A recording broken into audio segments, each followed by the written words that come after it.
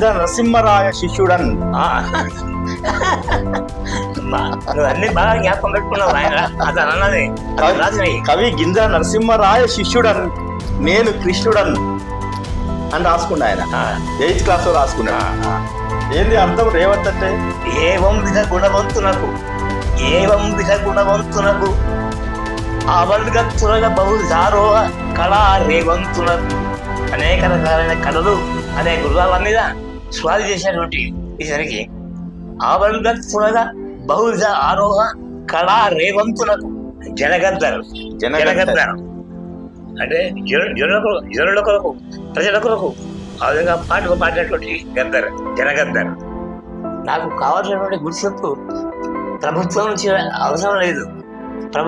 అవసరం లేదు. దాని కొరకు నేను ప్రయత్నం చేయలేదు. ప్రమీలమ్మ గురించి ఏం చెప్పరా? జీవిత సహచరి. అందువల్ల ఎంతైతే ప్రోత్సాహం పొందాలో అంత పొందినాను. గింజల నరసింహారెడ్డి గారు నల్లగొండ జిల్లా నకరికల్లులో వెంకటరెడ్డి రంగమ్మ దంపతులకు 1937 డిసెంబర్ 28న జన్మించినాడు. విద్యాబుద్ధులు నేర్చుకుని ఉపాధ్యాయ వృత్తికే వన్నె తెచ్చినాడు. తెలుగులో పోస్ట్ గ్రాడ్యుయేషన్ పూర్తి చేసుకొని సాహిత్యకారుల పరిచయంతో తెలుగు సాహిత్యంలోకి ప్రవేశించినాడు. ప్రమీలమ్మను వివాహం చేసుకొని తన వైవాహిక జీవితంలో అడుగుపెట్టినాడు. గింజల నరసింహారెడ్డి గారి కొడుకులైన వెంకటరెడ్డి, మధుసూదన్ రెడ్డి, బిడ్డలు సులోచన, సునీతలు ఉన్నత విద్యావంతులై వివిధ హోదాలలో సామాజిక సేవను అందిస్తున్నారు. గింజల నరసింహారెడ్డి గారికి పాఠాలు బోధించడంతో పాటు పద్యాలను విడమర్చి చెప్పడం, పద్యాలను రాయడం, చదవడం అంటే ఆయనకు పంచప్రాణం. పిఎన్ శాస్త్రి గారు తీసుకొచ్చిన నల్లగొండ మండల సర్వస్వంలో తన పేరును చూసుకొని మురిసిపోతాడు. తాను 1962లో రాసిన ఊహాకృతితో పాటు శక్తిధార, శబ్దధనువు, శేషేంద్ర ధనువు, విశ్వగీతి, వివేకానంద స్మృతి వంటి స్వీయ రచనలే కాకుండా 2021లో తన శిష్యుడైన డాక్టర్ గదిరే కృష్ణ గింజల నరసింహారెడ్డి కవిత్వంపై విమర్శనా గ్రంథాన్ని తీసుకొచ్చినాడు. ఈ మధ్యకాలంలో తెలుగు విశ్వవిద్యాలయం వారు ప్రతిభా పురస్కారాన్ని ప్రదానం చేసినారు. తన 87 ఏళ్ల జీవితంలో దాదాపు 55 సంవత్సరాలు సాహిత్య జీవితంలో సంతృప్తిగా జీవించినటువంటి, సాహిత్య జీవితాన్ని పరిపూర్ణంగా అనుభవించినటువంటి పెద్దలు గింజల నరసింహారెడ్డి గారిని పలకరించే ప్రయత్నం చేద్దాం. అంబటి ఛానల్ ప్రేక్షకులకు నమస్తే. కవిత్వానికి సంబంధించి ఒక అద్భుతమైనటువంటి నిర్వచనాన్ని ఇచ్చినటువంటి మహాకవి గింజల నరసింహారెడ్డి గారు. చాలా నిరాడంబరమైనటువంటి జీవితాన్ని గడిపినటువంటి వాడు, ఒక అద్భుతమైనటువంటి కవిత్వాన్ని సృష్టించినటువంటి వాడు. పీడిత ప్రజల పక్షపాతిగా తన కవిత్వాన్ని సృజించినటువంటి వాడు. ముఖ్యంగా పద్యము, గేయము, వచన కవిత్వం వంటి ప్రక్రియల్లో ఆయన చేసినటువంటి కృషి అనిర్వచనీయమైనటువంటిది. మరి చాలామంది కవులు, ముఖ్యంగా గుంటూరు శేషేంద్ర శర్మ లాంటి వాళ్ళు మహాకవి అని సంబోధించినటువంటి గింజల నరసింహారెడ్డి గారితో ఇవాళ మనం నకరికల్లులో ఉన్నాము. ఇవాళ వారి కుటుంబ సభ్యులతో మనం వారి ఇంటిలోనే ఇక్కడ ఉన్నాం. సార్ నమస్తే సార్.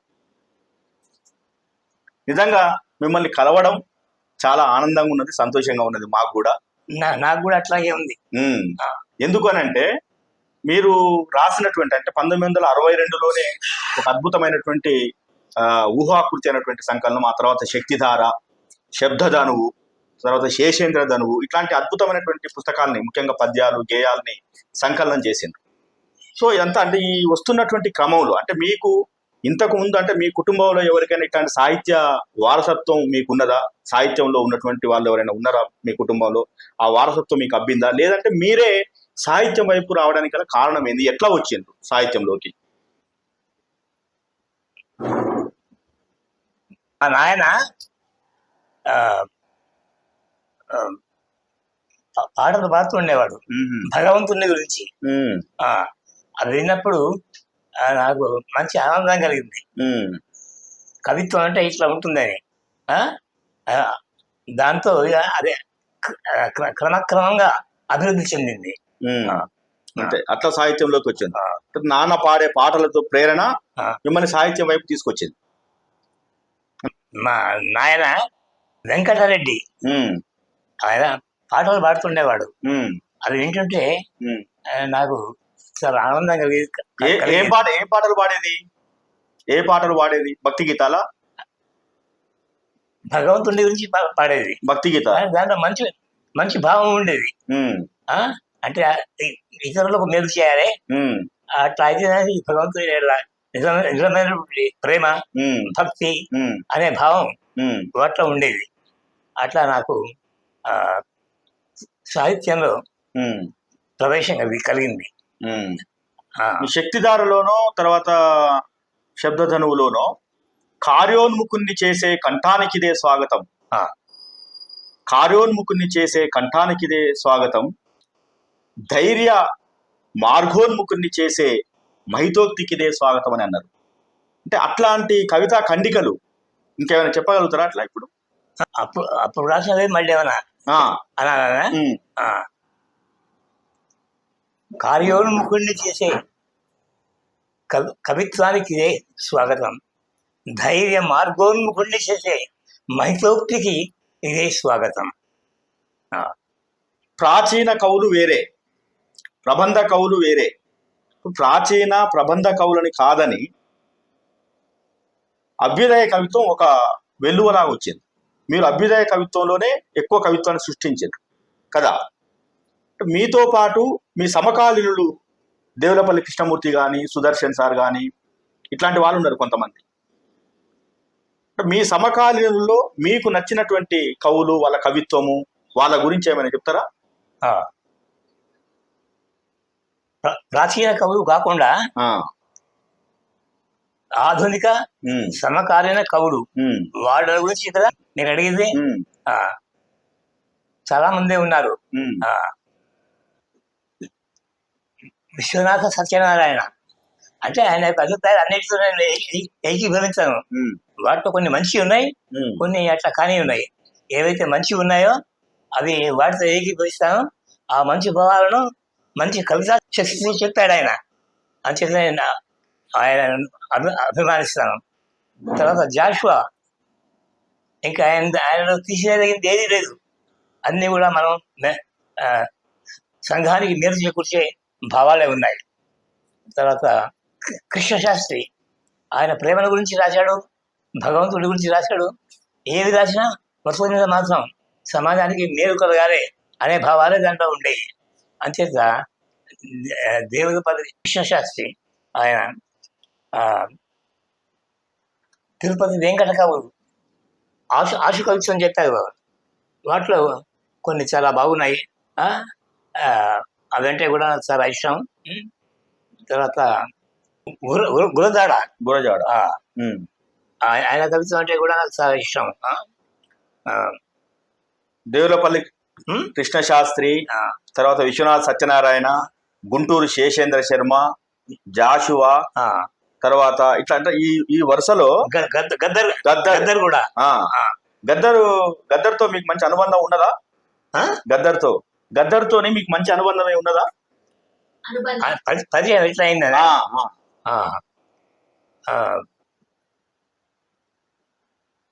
శబ్దధనువు అనేది నేను రాసినప్పుడు దాని గురించి వినడానికి వచ్చిన వాళ్ళలో గద్దర్ కూడా ఒక ఆయన తర్వాత ఆయన చాలా బాగా మెచ్చుకున్నాడు.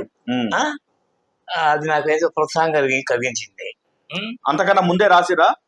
గద్దర్ మాట గద్దర్ పాట అన్నారు కదా. గద్దర్ని మాట గద్దర్ని పాట అంతకు ముందు రాయలేదు, తర్వాత రాసా. గద్దర్ చనిపోయిన విషయం తెలుసా మీకు? ఇప్పుడు లేదు కదా. అదే ఆ విషయం తెలుసు కదా. అట్లా అంటే గద్దర్ చనిపోయినప్పుడు మీరేమైనా ఫీల్ అయ్యేమన్నా కవిత్వం రాయడం అట్లా ఏమైనా చేసిండ్రా? వాడు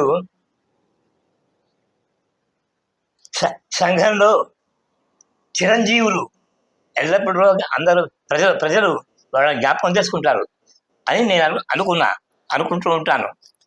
అది గద్దర్ని సమాజం మర్చిపోదు, గద్దర్ని సమాజం మననం చేసుకుంటూ ఉంటది. పాట బతుకున్నంత కాలం సమాజంలో గద్దర్ అనేవాడు మిగిలి ఉంటాడనేటువంటి ఆలోచనతో ఉన్నారు. 50 సంవత్సరాల మీ సాహిత్య జీవితం అంతా కూడా కేవలం పద్యము, గేయము, పాట ఈ వైపుగా తిరిగింది కదా. అవును. ఇప్పుడు మీతో సమకాలీనంగా పనిచేసినటువంటి నోముల సత్యనారాయణ సార్ ఆ, వారి గురించి ఏమైనా చెప్పగలుగుతారా? ఆ, నోముల సత్యనారాయణ గారు నాకెంతో ప్రోత్సాహం కలిగించారు. వారి యొక్క సాహచర్యంలో, మైత్రిలో నేను ఎంతో ప్రోత్సాహం పొందాను.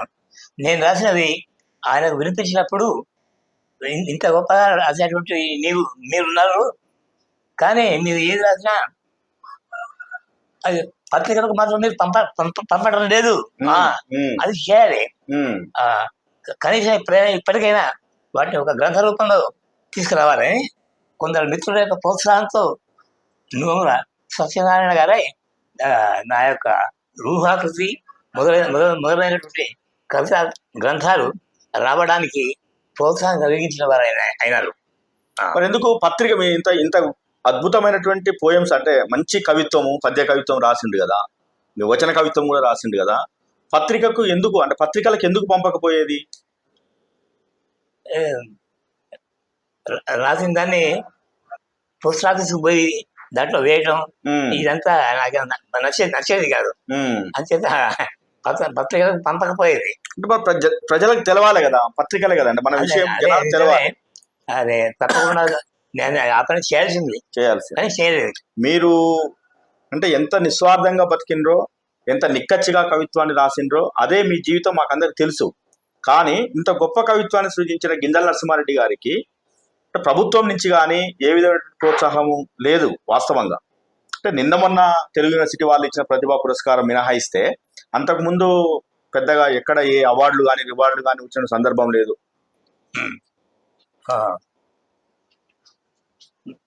గొప్ప పాత్రికేయులు అయినటువంటి పొత్తూరి వెంకటేశ్వరరావు గారు,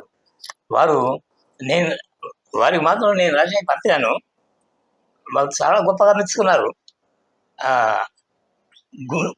గుంటూరు శేషేంద్ర శర్మ, ఆయన గురించి నేను కవిత్వం రాశాను. శేషేంద్రుడి గురించి నేను రాసిన కవిత్వాన్ని ఆయనకు పంపితే ఎంత గొప్పగానా అంటే, శేషేంద్రకు నోబెల్ బహుమతి కంటే కూడా ఎక్కువ గొప్పదైనటువంటి అవార్డు ఇది. గింజల నరసింహారెడ్డి గారు రాసింది శేషేంద్ర గారు అంత గొప్ప అవార్డు శేషేంద్రకు అని రాశాడు. చాలా మంది విలువైనటువంటి సంఘ సంస్కృతుల గురించి, సాహితీవేత్తల గురించి మీ పద్యాలలో చోటు కల్పించారు. కానీ ఇంతమంది, అంటే ఇన్ని రకాలైనటువంటి సాహిత్య సేవ చేసినటువంటి మీకు, పద్యాన్ని పరిగెత్తించినటువంటి మీకు రావాల్సిన గుర్తింపు వచ్చిందా? తప్పకుండా గొప్ప వాళ్ళతో వాళ్ళలో నాకు గుర్తింపు వచ్చింది. విశ్వగీతి, వివేకానంద స్మృతి, దానిలో కొందరు రచయిత దాన్ని రాయించుకున్నా. వాళ్ళకి ఏమనిపించిందని నీకు చూపిస్తాను. వాళ్ళు రాసిన చూస్తుంటే ఇంత గొప్పగా నేను రాశానా అని చెప్పి నాకు ఆశ్చర్యం కలిగింది, చాలా సంతోషం కలిగింది. అంచేత నాకు కావాల్సినటువంటి గుర్తింపు ప్రభుత్వం నుంచి అవసరం లేదు.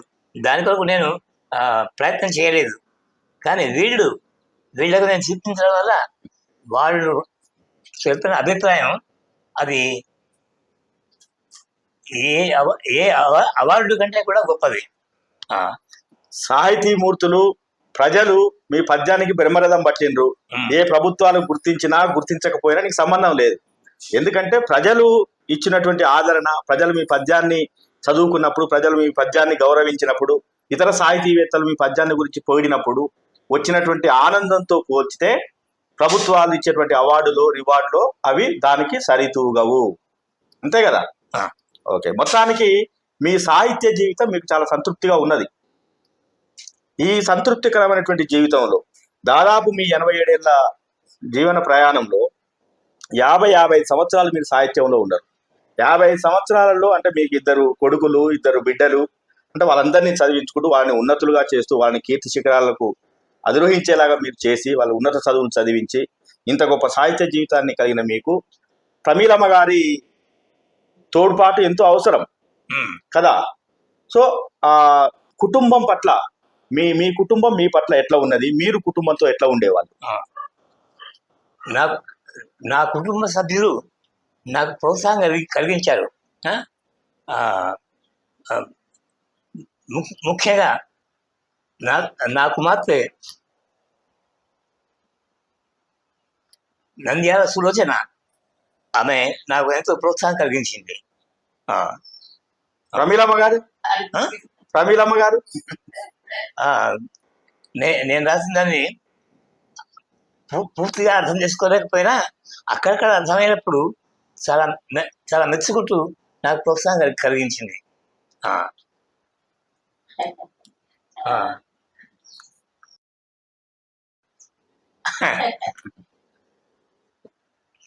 జీవిత సహచరి, ఆమె వల్ల ఎంతైతే ప్రోత్సాహం పొందాలో అంత పొందినాను. 1997లో మీ షష్టి పూర్తి అయింది. అప్పటికి మీరు రిటైర్డ్ కూడా అయి ఉంటారు కదా.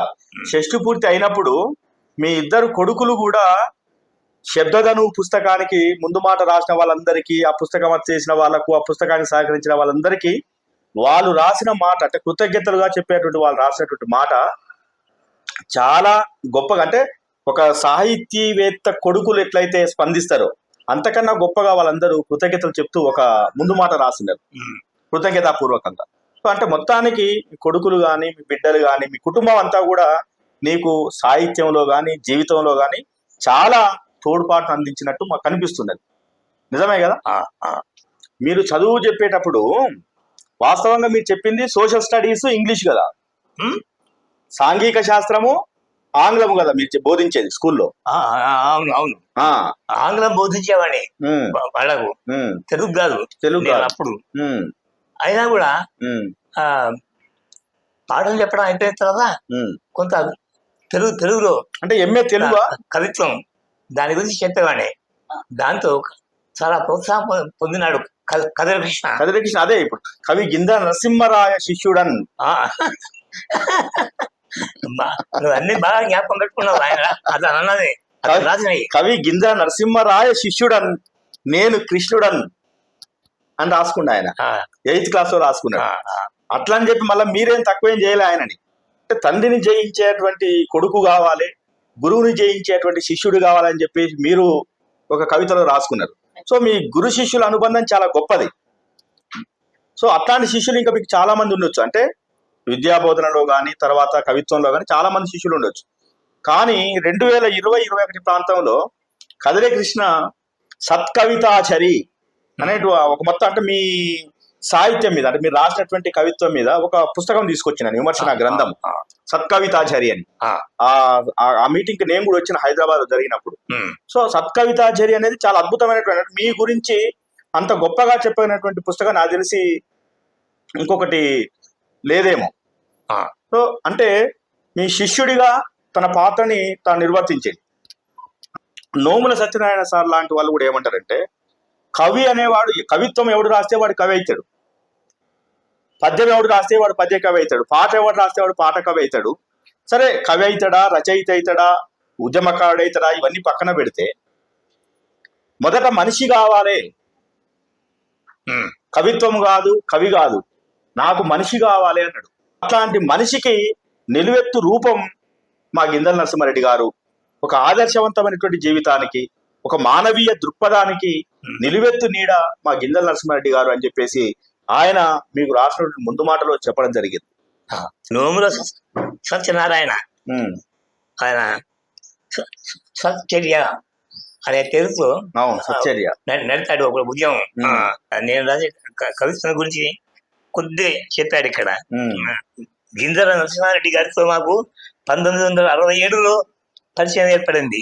కొద్ది కాలంలోనే ఆత్మీయులమైన సాహిత్య అభిరుచి సామాన్యపడడం కారణంగా ఆయన 1962లో ఊహాకృతి చదవక ముందే, అంటే దాని అచ్చు వేయకముందే ఆయన నోట తాను అనుకున్న అనేకమైన పద్యాలు, గేయాలు మిత్రులను కలిసి విన్నాము.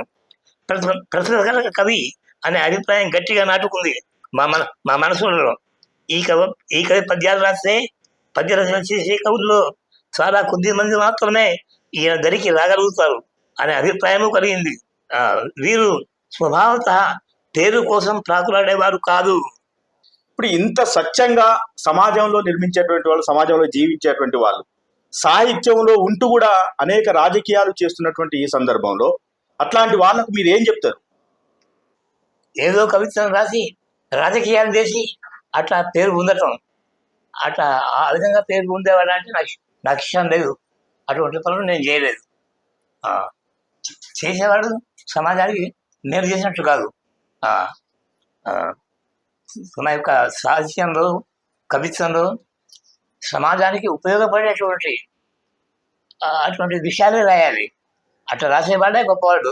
కానీ ఏదో అటువంటి కొన్ని రాసి తక్కినంత చెత్త రాసి కూడా రాజకీయాలు చేసి గొప్ప కవిత్వం రాసి అడిగినా అని అనిపించుకుంటున్నారు కొంతమంది.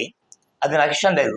పద్యము, గేయము, వచన కవిత్వము, ఈ మూడు ఒక దగ్గర ఉన్నట్లయితే మీ ఓటు దేనికేస్తారు? ఒకటి ఏం చెప్పలేను, ఈ మూడు కూడా నాకు ఇష్టమే. పద్యం, గేయం, వచన కవిత ఏదైనా కూడా హృదయాన్ని కదిలిస్తే చాలా గొప్పదే అని చెప్పేసి నేను రాశాను. నేను రాసిన గ్రంథాలు అవి చూడొచ్చు మీరు.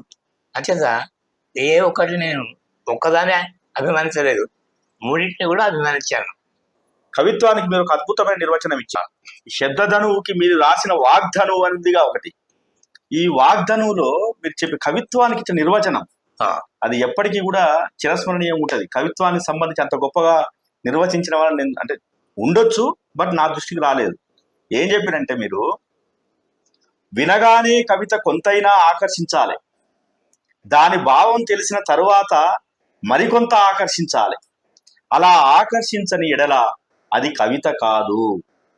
కవిత అధికంగా ఆకర్షిస్తే సాంద్ర కవిత అవుతుంది.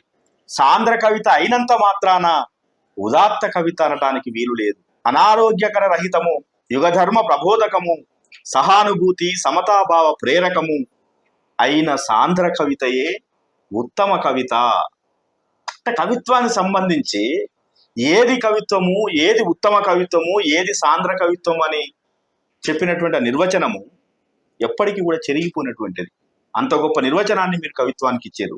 మీ జీవితం అంతా కవిత్వంలోనే బతికిండ్రు. కవిత్వాన్ని ఊపిరిగా చేసుకుని బతికినటువంటి గింజల నరసింహారెడ్డి గారికి ఈ తెలంగాణ నేల, ముఖ్యంగా ఈ నల్లగొండ ఎప్పుడు రుణపడి ఉంటుందని చెప్పి తెలియజేస్తా ఉన్నా. ఏది ఉత్తమమైన కవిత్వం అన్నప్పుడు అనారోగ్యకర రహిత భావం కలిగినది, సహానుభూతిని, సమతాభావాన్ని ప్రేరేపించేదిగా, యుగధర్మాన్ని ప్రబోధించేదిగా ఉండాలి. అట్లాంటిదే, అదే ఉత్తమమైనటువంటి కవిత అన్నారు మీరు. అట్లాంటి ఉత్తమ కవిత్వం రాసేటువంటి వాళ్ళు ఇప్పుడు ఎవరైనా కనిపిస్తున్నారా మీకు? అటువంటి కవిత్వం రాసేవాడు కొందరే ఉన్నారు. కానీ వాడు అటువంటి కవిత్వం కొంతే రాశారు. మీరు ఎక్కువగా ఆంధ్ర ప్రాంతానికి చెందినటువంటి కవులు అంటే శేషేంద్ర కానీ, శ్రీశ్రీ కానీ, జాషువా కానీ, ఆంధ్ర ప్రాంతానికి చెందినటువంటి కవులని ఎక్కువగా మీరు మీ విశ్వగీతలో ఇట్లాంటి వాటిల్లో అంటే వాళ్ళ గురించి ఎక్కువ సాహిత్యము, కవిత్వం రాశారు, వారిని గొప్పగా చేసి చెప్పారు. ఆ తర్వాత సమైక్య ఆంధ్రప్రదేశ్ నుంచి ప్రత్యేక తెలంగాణ రాష్ట్రం అంటే తెలంగాణ ఉద్యమం కోసం అనేక పోరాటాలు జరిగినాయి. తెలంగాణ రాష్ట్రం వచ్చింది. తెలంగాణ ఉద్యమ కాలంలో కానీ తర్వాత కానీ అంటే మీకు అంటే రాష్ట్రం వచ్చినప్పుడు ఎట్లా అనిపించింది? ఉద్యమ కాలంలో మీరు కవిత్వం చదివిండ్రు అప్పట్లో. తెలంగాణ రాష్ట్రం వచ్చినప్పుడు మీకు ఏమనిపించింది? అంటే అప్పుడు అంతమంది సమైక్య ఆంధ్రప్రదేశ్ లో చాలా మంది కవులను గురించి మీరు కవిత్వం రాశారు కదా. తెలంగాణ వచ్చిన తర్వాత ఎట్లా అనిపించింది మీకు? తెలంగాణ వచ్చిన తర్వాత నిజంగా దాని యొక్క అభివృద్ధి కొరకు రాసిన వాళ్ళు తక్కువే ఉన్నారు. ముఖ్యమంత్రి మొదలైన వాడు ఉన్నారే, వాళ్ళను సంతోషపెట్టడం కొరకు వాళ్ళకు అనుకూలమైనటువంటి భావాలు పెట్టి ఏదో గేయం అటువంటి రాసేవాడు వాళ్ళు ఎక్కువ మంది ఉన్నారు. ఇప్పుడు ఎవరు ముఖ్యమంత్రి? ఎవరు ఇప్పుడు ముఖ్యమంత్రి ఎవరు?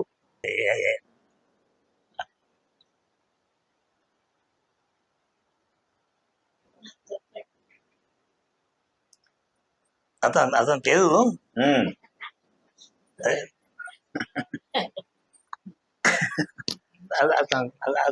అతని పేరు రేవంత్ రెడ్డి. ఆ? రేవంత్ రెడ్డి. ఆ, రేవంత్ రెడ్డి. రేవంత్ రెడ్డి. రేవంత్ రెడ్డి. ఉమ్, ఉమ్, ఆ, అసలు అతని పేరు వింటేనే ఉమ్, అటువంటి పేరు ఎవరికి ఉండదు. ఉమ్, రేవంత్ రెడ్డి. ఉమ్, అప్పుడు వెనకటి కవులు రాసిన పద్యంలో ఈ రేవంత్ అనే మాట ఒకటి ఉంది. ఉమ్. అది జ్ఞాపకం వచ్చేది. ఏంది అర్థం రేవంత్ అంటే? ఏవం విధ గుణవంతులకు ఆవల్గత్తులుగా బహు విధారోహ కళ రేవంతులకు ఉమ్, అతిశాంతులకు ఉమ్, ఆవిష్కృత కీర్తి ధవడి దాశాంతులకు అని వెనకడికి ఒక కవి రాశాడు. ఉమ్, దాంట్లో ఈ రేవంత పదం వాడాడు. ఉమ్, అంటే ఆ, రకరకాలైనటువంటి కళలు, వాటిని గుర్రాలు అనుకుంటే రకరకాలైన కళలను ఉమ్, గుర్రాలు అనుకుంటే ఉమ్, వాటి మీద స్వారీ ఉమ్, బాగా స్వారీ చేసేవాడు. ఉమ్, రేవంతుడు ఉమ్, స్వారీ చేసేవాడు. ఉమ్, అటు అని ఒక రాజును గురించి వెనకడికి ఒక కవిత్వం రాశాడు. ఉమ్, ఇతని పేరు విన్నప్పుడు ఉమ్, అరే ఇటువంటి పేరు ఎక్కడ ఉండదే ఉమ్. అని నాకు అది జ్ఞాపకం వచ్చింది. జాషువా గురించి బాగా చెప్పేది. జాషువా గురించి ఏమైనా చెప్తారా? జాషువా జాషువా అంటే నాకు చాలా ఇష్టం. గవ్వకు సాటి గాని పరుగాకులు అమాయకులు ఎవరు నన్ను ఎవ్విధి దూరినన్, ఎవ్విధి అంటే ఏ దూరినన్ తిచ్చినా కూడా నన్ను వరించిన శారద లేచిపోవునే అని ఆయన రాసుకున్నాడు. ఉమ్, ఈ వసుదాస్తరిన్ ఈ లోకంలో కరుగరే రసలుద్ధులు మంచి రసవంతమైన కవిత్వం రాస్తే దానిని ఇష్టపడేవాళ్ళు ఈ లోకంలో లేదా అంటే ఉన్నారని.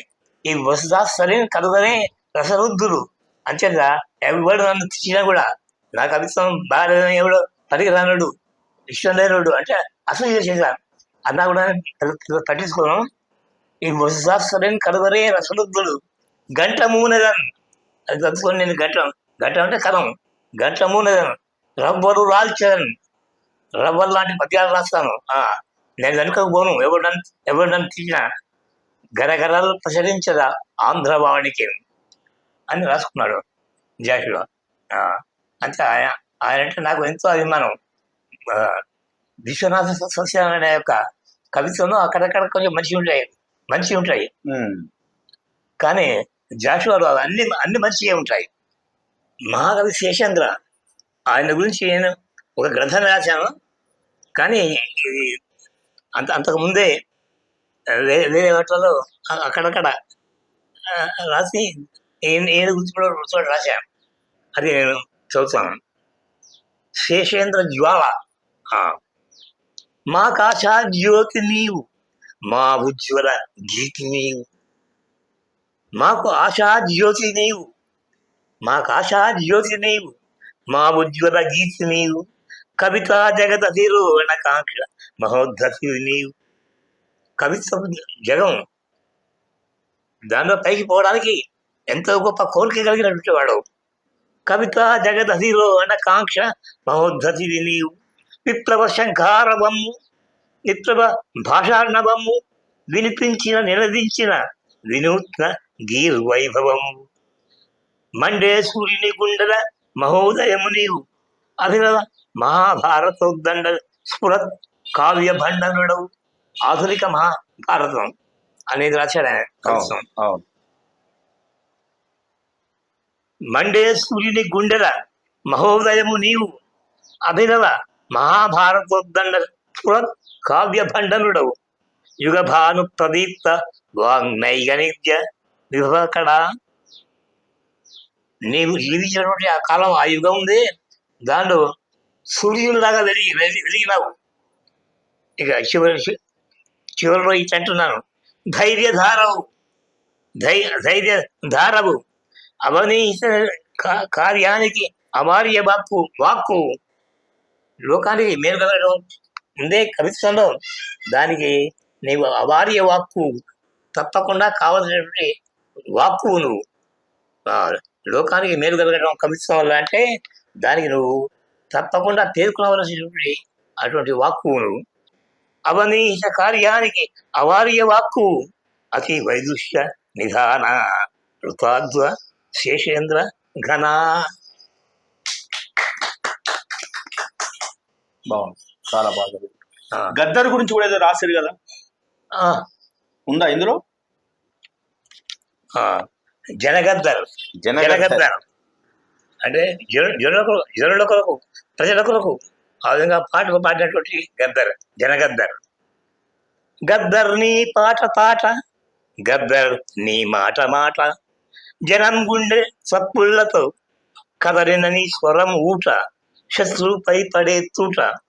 జనం గుండె చప్పుళ్లతో కదలిన నీ స్వరం ఊట, శత్రుపై పడే తూట. కన్నీటిని శత్రుపై గర్జించే ఆవేశం మున్నీటిగా మార్చినోడా. పీడితులకు నీ కంఠం, పీడితులు బాగుపడాలి, పడవలసి చేసిండవాలి అదే నీ యొక్క కంఠాన్ని. గొంతు ఎల్లప్పుడూ దాంతోనే మృగింది.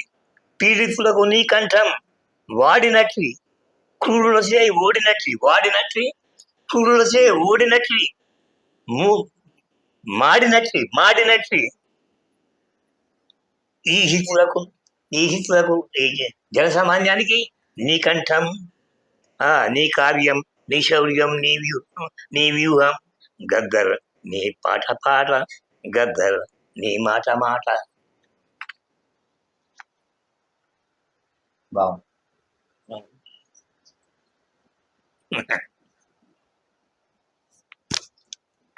మీరంటే మామూలుగా ఈ పదాలు చదివేటప్పుడు జటాలు, కొమ్ములు, దీర్ఘాలు, ఒత్తులు ఇవి ఖచ్చితంగా పలకాలి కదా. ఆ. పలకకుండా తిడతారా? బాగా కొడతారా మీరు విద్యార్థుల్ని? కొడతారా? ఒకవేళ ఇప్పుడు శబ్దధనువు అంటే నేను శబ్దధనువు అనాలి ఖచ్చితంగా. మరి అట్లా అనకపోతే ఎట్లా? అట్లా అట్లా చదవలేని పిల్లలు ఉంటారు కదా స్కూల్లో, ఆ, వాళ్ళకి ఏం చేస్తారు మీరు? వాళ్ళని శబ్దధనువు, ధనువు ఇట్లా ఒత్తుని ఒత్తి పలకాలి అంటారు అవును కదా. అవును అవును.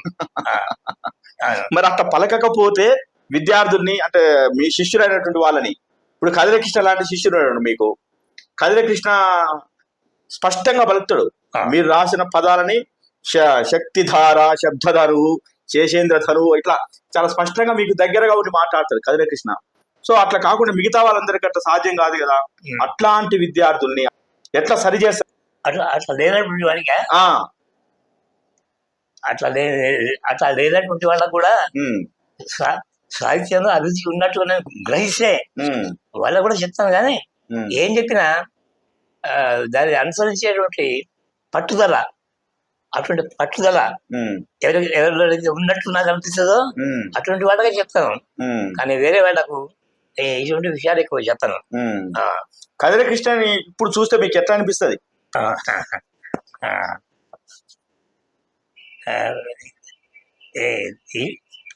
ఇట్లా అనిపిస్తుంది, చెప్పడం కష్టం, ఎంతో గొప్పగా అనిపిస్తుంది. అటువంటి వాళ్ళు ఉండడం వల్ల నాకు బాగా పేరు వచ్చింది. అంటే గ్రంథ రూపంలో గొప్ప పేరు వచ్చింది. మాట్లాడుతూ చెప్తాను ఈయన గొప్పవాడు, గింజల నరసింహారెడ్డి గారు బాగా రాస్తారు కవిత్వం అని మాట్లాడవచ్చు. మాట్లాడటం కాదు, ఒక గ్రంథంలో ఆ విషయం చెప్పాలి గొప్పగా. అట్లా సత్కవితాఝరి అనేటువంటి గ్రంథమే రాశాడు కదిరకృష్ణ. అది నాకు ఎంతో తృప్తి తెచ్చింది. అట్లా కవులను గురించి రాసిన వాడు తక్కువ, అతను రాశాడు నన్ను గురించి. అది అది అది తలుచుకున్నప్పుడల్లా సత్కవితాఝరి అతను రాసింది తలుచుకున్నప్పుడల్లా నాకు ఎంతో గొప్ప ఆనందం, చెప్పలేనంత తృప్తి కలుగుతుంది. Thank you sir. అనేక విషయాల్ని గుర్తు చేసుకొని చాలా అద్భుతమైనటువంటి విషయాల్ని మాతో పంచుకున్నారు, మా అంబటి ఛానల్తో పంచుకున్నందుకు. అదేవిధంగా మీతో కలిసి 7 అడుగులు వేసి మీకు సహధర్మచారిణిగా ఉన్నటువంటి ప్రమీలమ్మ గారికి, కవిత్వమే మీ ఊపిరిగా బతుకుతున్నటువంటి మీకు శిరస్సు వంచి నమస్కరిస్తా ఉన్నాను సార్.